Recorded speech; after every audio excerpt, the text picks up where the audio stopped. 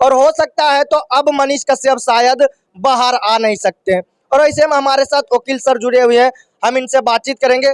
सबसे पहला सवाल रहेगा कि एनएसए धारा किस प्रकार और किन अपराधियों पर, कैसे अपराधियों पर लगता है?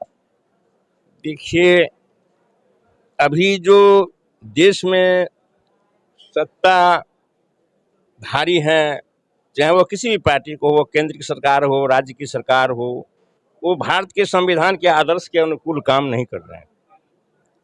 जब हमारा देश मान लीजिए जनतंत्र है, पत्रकारों की स्वतंत्रता है, पत्रकार जो लिखते हैं, पढ़ते हैं, उससे समाज का जो बुनियादी समस्या है उसको उजागर करते हैं वो।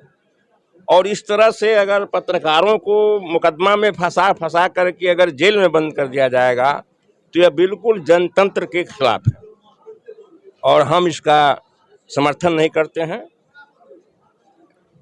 हो सकता है कि मनीष कश्यप जी से गलती हुई हो, संभव है, लेकिन इसका मतलब है उन्हें इस तरह का जो धाराएं हैं, जो राष्ट्रीय सुरक्षा का जो धारा है, इसके अंतर्गत उनको जेल भेजने का कोई ये नहीं है।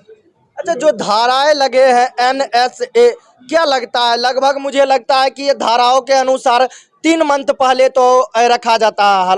हालांकि अभी का जो माहौल देखने को मिल रहा है, जैसे कि जनताओं में आक्रोश देखने को मिल रहा है और जनताओं का कहना है कि हो सकता है मनीष कश्यप को किसी साजिश की तहत साल भर भी रखा जा सकता है हवालात के पीछे। इस पर क्या कहें? देखिए, ये तो मतलब पुलिस का काम है कि उन्होंने जो धारा लगा करके उनको भेज दिया, लेकिन इसको देखने का काम न्यायालय का है। लेकिन न्यायालय का हाथ कुछ ऐसे हैं जहां उनका लगता है कि वहां तक न पहुंच रहा हो, लेकिन न्यायालय चाहे तो कोई जरूरी नहीं है कि मनीष कश्यप जी जेल में ही रह जाएंगे। न्यायालय का इतना पावर है संविधान में या फिर सीआरपीसी में कि न्यायालय अपने स्वविवेक से भी इस चीज़ का निर्णय ले सकते हैं कि मनीष कश्यप कितना बड़ा अपराधी है और यह जो अपराधी है किस कैटेगरी का है। यह कोई आतंकवादी नहीं है या इसके द्वारा लिखे गए या दिखाए गए जो मैसेज है उससे कोई बहुत बड़ा खून खराबा नहीं देश में हो गया है। तो फिर ऐसे अपराधी को अनावश्यक कस्टडी में रख करके कितना दिनों तक अवरुद्ध किया जा सकता है, ये तो न्यायालय के विवेक पर निर्भर करता है। अच्छा, अभी तो मनीष कश्यप को बहुत बड़ा अपराधी घोषित कर दिया गया। उन्हें अगर हम कहें तो ऐसे अपराधी घोषित कर दिए गए हैं जो समाज में कहीं ना कहीं अगर हम कहें तो दूषित फैलाने का काम करते हैं। इस पर क्या कहें? देखिए, ये आरोप है उन पर, अभी न्यायालय में इसका ट्रायल नहीं हुआ है, तो ये तो आरोप है।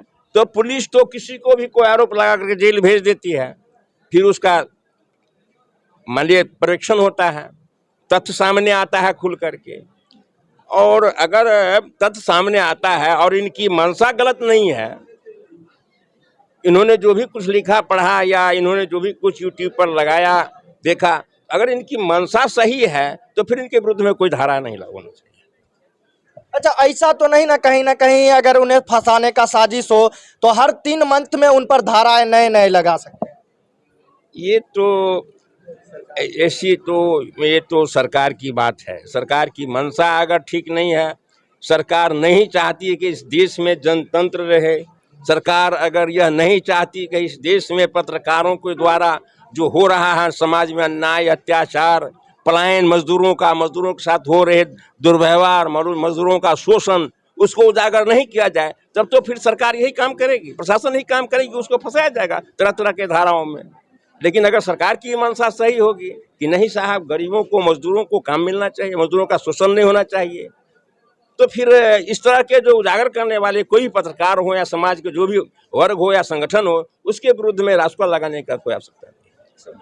हालांकि मनीष कश्यप बाहर आ सकते हैं या नहीं, जानकारी लेने का प्रयास किए। बाकी मनीष कश्यप के बारे में आप क्या सोचते हैं, क्या जानते हैं, कमेंट करके जरूर बताएं। तो इसी तरह का न्यूज़ पाने के लिए जुड़े रहे BBL न्यूज़ के साथ। धन्यवाद। जय हिंद।